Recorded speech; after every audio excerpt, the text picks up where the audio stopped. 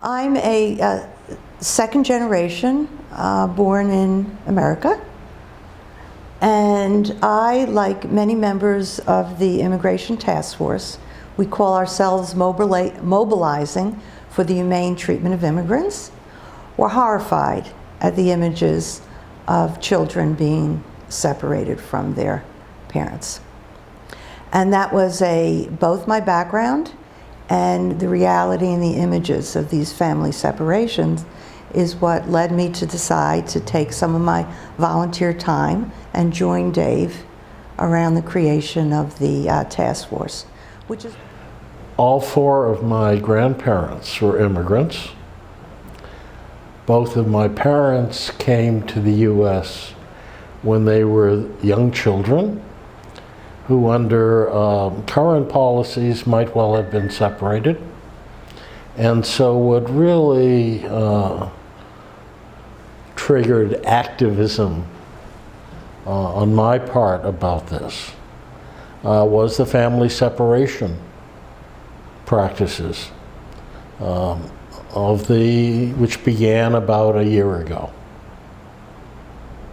There had been other kinds of family separation under the last administration, national administration, but much more limited and in some ways much more humane. And we approach the issue of humane treatment on moral grounds.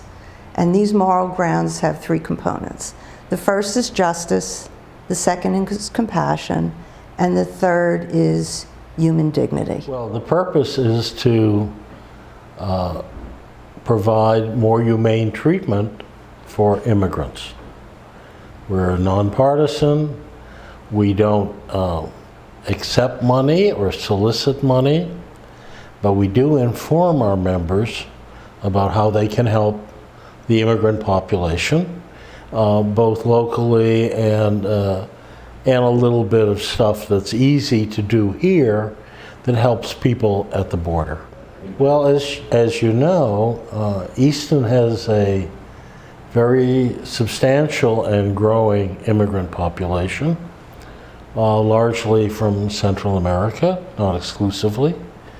And one of the things that is happening with them increasingly is that they are caught up in a set of enforcement actions by the U.S. government, which require them to make visits to immigration courts and offices, which aren't in Easton. They're in Baltimore, a little bit in Salisbury, but mostly Baltimore. And these often are people of very limited financial means, and we have volunteer drivers who take them to these appearances. We're an action-oriented task force. We can only do the work that we have the volunteers that are willing to step up and take charge. So it is our hope to get more and more volunteers that will take charge. However, we welcome people that want to be with other folk that share very serious and deep concern around the choices that we're making and how we treat our immigrant population.